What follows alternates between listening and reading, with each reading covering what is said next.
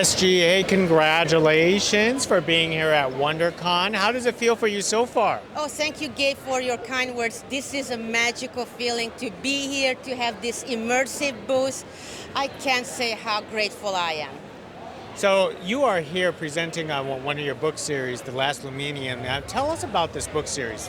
The Last Lumenian is a sci-fi fantasy action adventure, and it's Star Wars meets Lord of the Rings meets Princess Bride.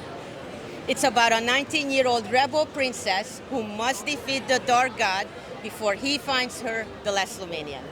So tell us where the original idea came from. What actually sparked you to write this series? Gabe, the original idea came from a cross-country road trip when I had a dream. I was in Austria. I woke up in the middle of the night, jet lagged, and I wrote it down on my phone, and that was the core idea for this 13-book series.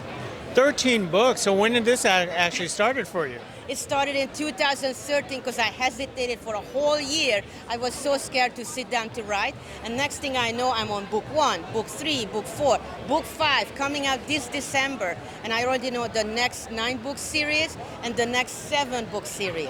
So right now, how many? So there's a total of 4, 5 books right now? Correct. 4 books out, 5th one coming this December.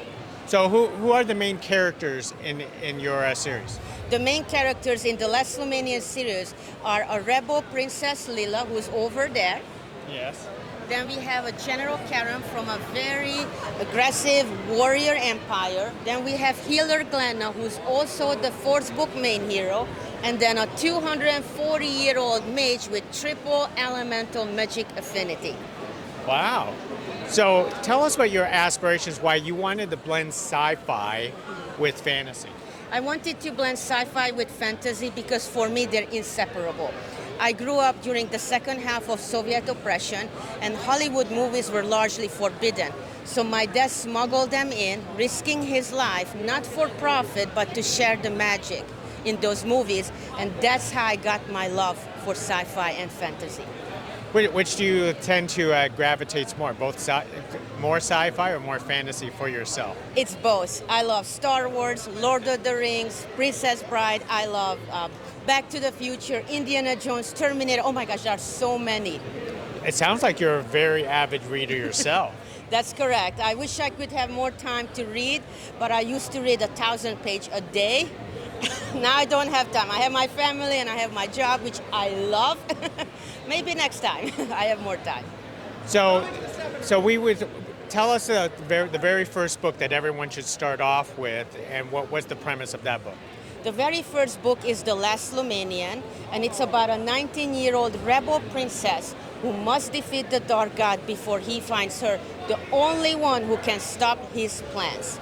We have magic, intergalactic war, we have meddling gods, love interest, quirky, humorous characters, and a rich world building. Wow! And then the following books after that is the continuation of the Rebel Princess? Exactly, Gabe. I'm already putting hints in book 4 and 5 about the next book series. It doesn't have a title yet, but it's going to be amazing, and you're going to encounter more secrets, more twists.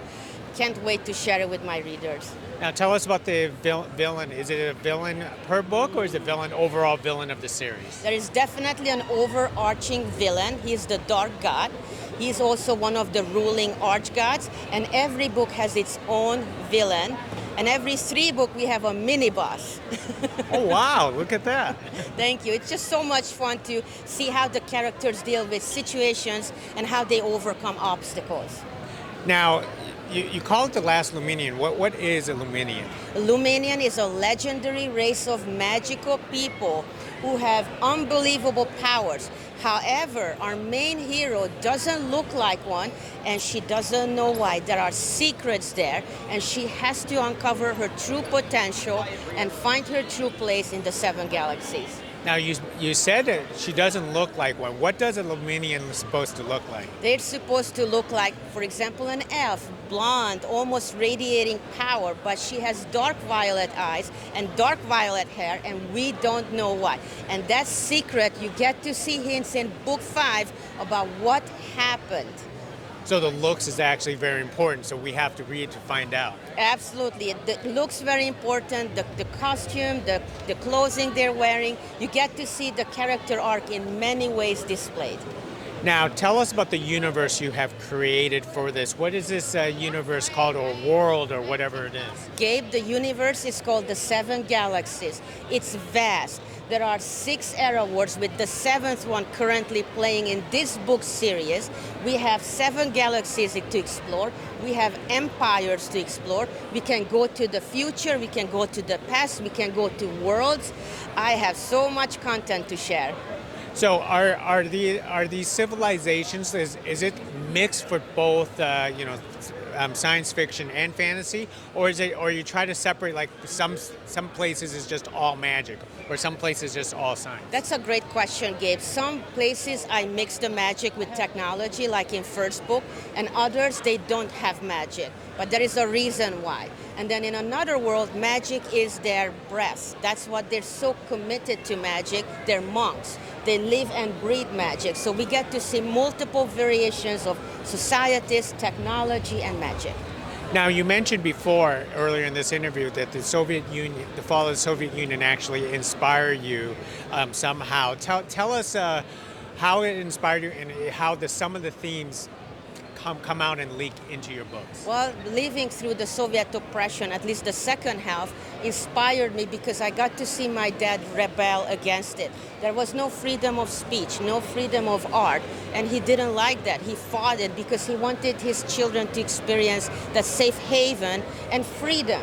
Also, it inspired me to fight oppression, right? And to showcase that in my books, that there is always, oppression comes in so many forms. And we have to be careful. So it's more of a, I don't like preaching, it's more of a warning. To be careful and don't give up your freedom. So which of the characters is most closely to your father? Gabe, I have a lot of characters.